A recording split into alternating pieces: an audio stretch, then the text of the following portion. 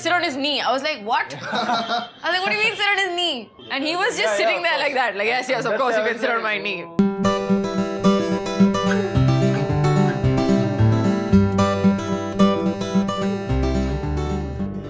Hi. How are you? Good.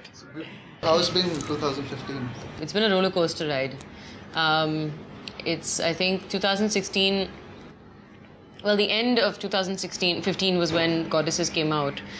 So I kind of consider it like this year because I want to be able to say I had 2 films come out in 1 year, in the first half. But no, it's just, I feel like I laid the building blocks for work and just personal life and everything came to fruition towards the end of the year. And now I'm sort of reaping the benefits of all the hard work. Yeah, it was very interesting and very rewarding as well. So Vicky, you saw AIG, right? I did. What was the best part about her in the film? Her? Yeah. Best part about Sarah in the film? Yeah. I think the vulnerability she added to the character was phenomenal. Like few of the scenes I remember, I called her in the intermission. Yeah. And I was like, Sarah, what she's doing is superb. Yeah. Superb. And sort of pre-interval, she's the person who's driving the film. Yeah, I mean there was something about Sarah's character and something that she brought into the character, some kind of honesty, you know, which was really commendable. Which you could see that character through her eyes. Yeah. You know, which I think is phenomenal for any actor to do that. You know. And I still remember a few of the scenes where you know, she gets a letter from your dad. Is that a letter that you read from your dad in the film? Where you cry, I mean, where she's No, yeah, because we're talking about me getting married and I haven't told the girls that my dad's not actually coming. He's not happy with it, and the way she did it, it was superb. The scene was amazing. And you were shooting for both the films at the same time? Or? Oh God, no. Yeah? I shot Goddesses way before yeah. There must have been at least, it's really interesting because I did the audition before Goddesses. Yeah. But when I went to shoot Goddesses, I had sort of a clean slate because I had no idea what was happening with the film. And, you know, Moses has been through hell and back trying to make this movie that he feels so passionately about. And at that time, we didn't know, nothing. I just knew that they liked my audition. Right. And that's it. So I tend to to avoid disappointment, I sort of put it out of my mind entirely. I just hit Shift Delete. So when I went for Goddesses, it was just, I had no idea. And it's only about, I think I finished shooting Goddesses in October and I must have signed Zubaan Jan or Feb. And then we shot in May. March. We shot in March? 24th of March. We shot on the ready one. Sorry. So how was meeting for the first time? Like you didn't... You started shooting 24th of March. I started after you. Oh yeah. Yeah. Okay. Because I was in school. I'm sorry. Oh really? I went... You're still in school? I went to school. Yes. So you met first time for the film? Or No, I have to tell you, but I've never even told you this. Oh God. Okay, so, no. This is crazy. I've never told anyone this story. So we had auditioned, they had auditioned many boys, right? Nobody was good enough, clearly. And I'm very happy to say, the first person who was a part of Zubaan. Like the first person who was officially cast / crew, whatever it was, I was the first person. So I knew what was going on. And I had auditioned with about 2 other boys before I had an audition with Vicky. So they had then said, this boy has been auditioned, we really like him. You're not going to audition with him, you're going to do a look test. Okay. And Vicky showed up as Dilsher, right? So I was like, who is this guy? Who does he think he is? But what I didn't realize what he was doing was that he has sort of somehow adopted the character of what Dilsher is already when he was at the audition. And I remember looking at him and going, he's like, very hot boy. I remember telling Moses, like, damn hot. Moses like, yeah, I know. But we did the photo shoot, and by the end of it, it was like, I hate, at the risk of sounding cliched, I'm going to say it was like it was meant to be. Right.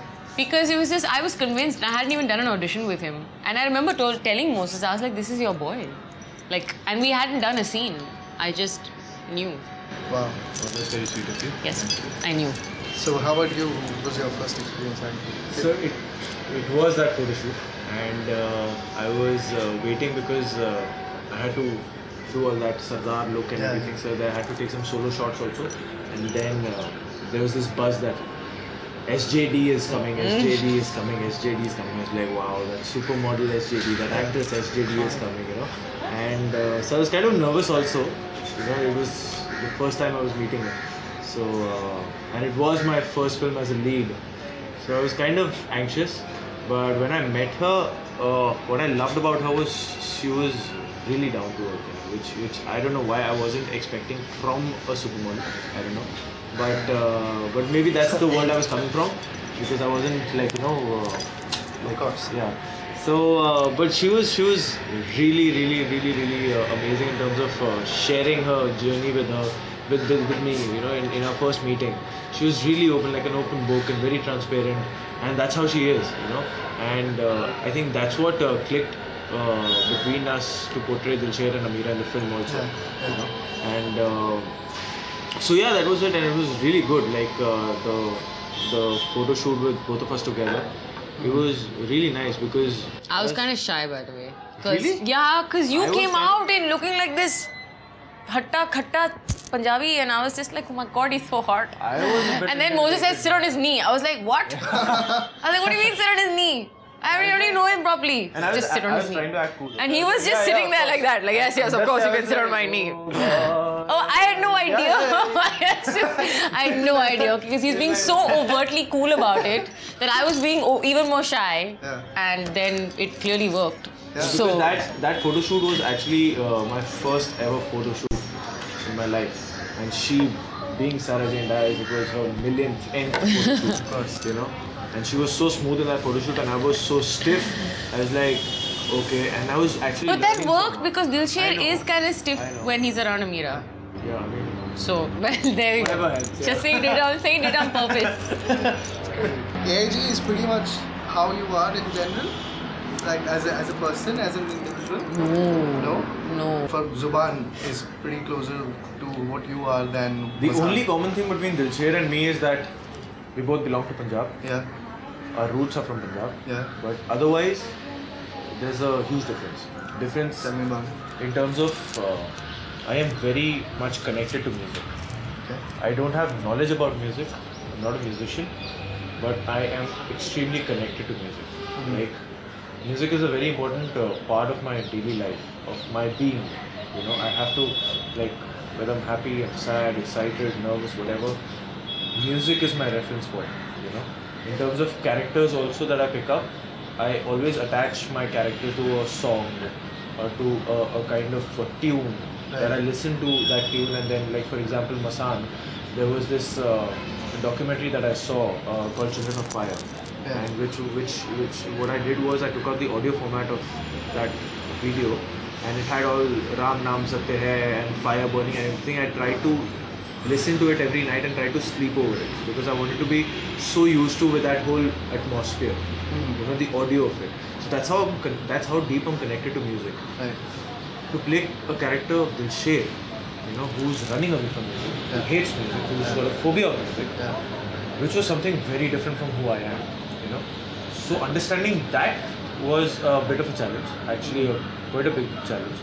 But fortunately, Moses was very clear of the Dilsher he wanted, of the complexities of Dilsher.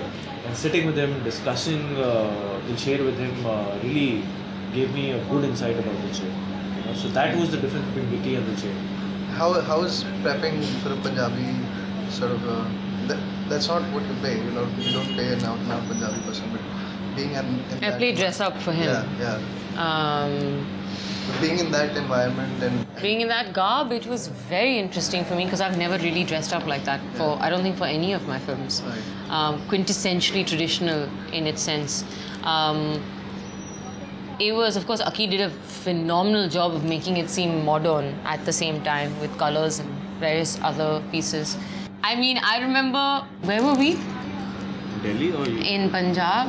Killa Raipur? In Killa Raipur, in this little village. So I was also, I didn't have a vanity van or anything. I was getting ready in one of the houses, like an actual house that someone lives in the village. So there wasn't a very big mirror, right? So I got hair and makeup done in one of those very typical plastic frame bathroom mirrors, right? That's all I could really see. right? But then when she had to put the Mang Tika on and the earrings and everything, I had to come out. And when I got into costume, of course, I had no idea what I really looked like. Yeah.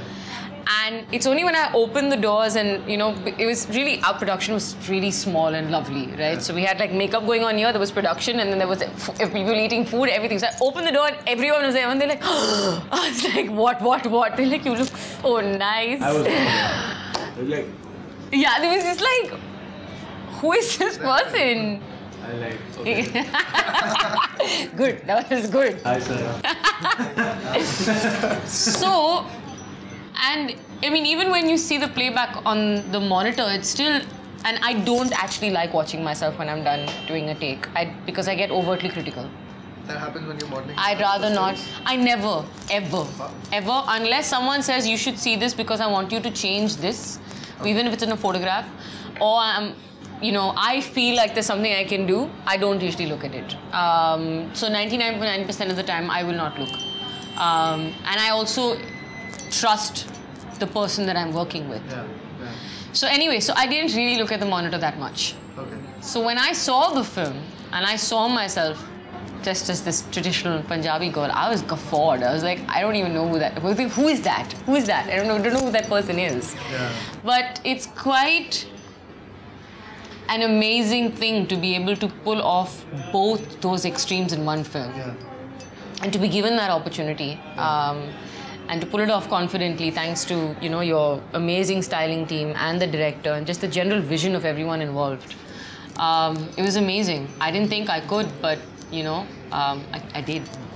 It worked. Yeah. What was the brief that Moses Cannon gave you? Like, this is what I want from your individual characters, and as a combined performance, this is what I'm looking at. When I was locked for being Dilsher in the film, the first few sessions that I had with Moses, first he was only trying to explain me the mindset of Dilsher, which basically was music that I was talking about, a character running away from music and having that kind of a phobia, and you know, because it needs a strong reason to have that kind of a mindset, which you will eventually see in the film.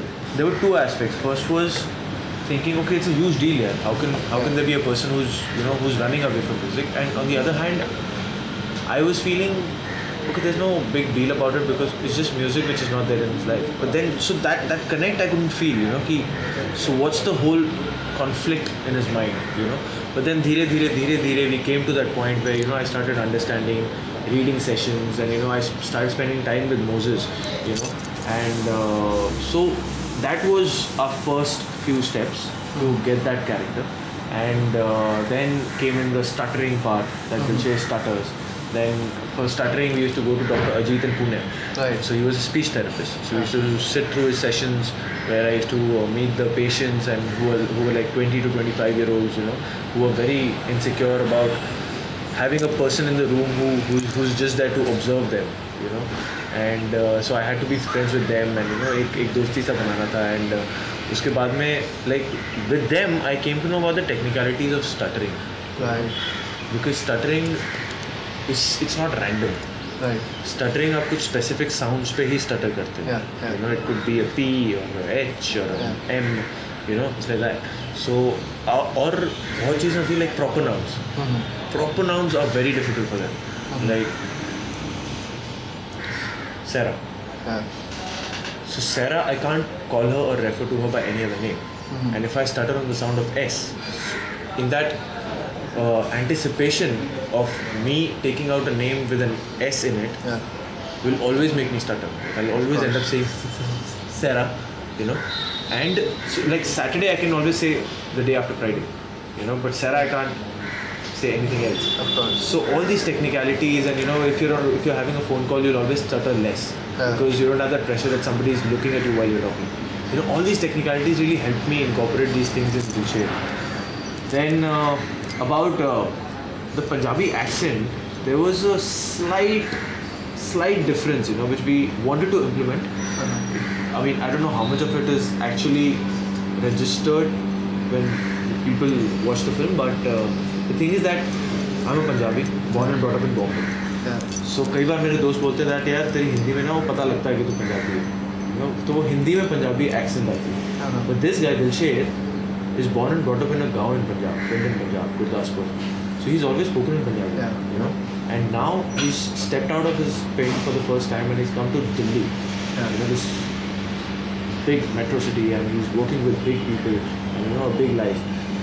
So वहाँ पे it won't be Hindi with a Punjabi accent. It should look like a boy who always speaks in Punjabi, but वो हिंदी बोल रहा है, कोशिश कर रहा है. कई बार अपने आप पंजाबी उसमें आ जाती है without knowing कि ये पंजाबी निकल रही है मेरे मुंह से. तो वो एक हल्का सा फ़र्क लेके आना ना इन दिस स्क्रिप्ट was कि हम अपनी तरफ से वो मेहनत करना चाहते थे कि ये हो उसमें. So we had this guy called Kulvinder from Punjab. So he helped me with that because I had to write down a whole new script for myself, you know. कि I used to write down properly that in Punjabi इतना होना चाहिए और उसमें हिंदी इतनी होनी चाहिए ताकि एक वाइडर ऑडियंस को समझ में भी आए, but at the same time उसकी ऑथेंटिसिटी वैसी ही रहे, यू नो. तो दैट वी वर्कड ऑन. तो ये सब डिटेलिंग में काफ़ी वर्क करना पड़ा था. We had around a month और 2 to prep for this one. So it was all kind of grilling, but also like धीरे धीरे we could feel like, you know, we're getting there somewhere. We're getting into the world of, you know, what Moses wants us to be. Great. And a lot of this is similar to your dad, like the way he talks and how he's Yeah, so like my dad is from Hoshiarpur, from Yeah. a village in Hoshiarpur, Yeah. you know, and he's a topper in MA literature, you know, MA literature, BA literature from Punjab University. He moved to Bombay in 1978 when he was 23. after graduating. Now उन्होंने ज़्यादा ज़िंदगी बॉम्बे में जी ली है rather than Punjab, you know, but he still speaks like वो तुम्हें पता लग जाता है कि he is a Punjabi. Oh यार, I was telling you, you know, which was Dara Singh as well. He never exactly. Yeah. So it's that flavor that we wanted to catch, Right. you know, Right. कि वो ठेठ पंजाबी रहेगा मरते दम तक. वो कभी बॉम्बे वाला हिंदी या दिल्ली वाला हिंदी कभी नहीं हो पाएगा. So for you were this urban girl who's an artist. For you, what kind of prep were you required to do, and how did you have to approach the role?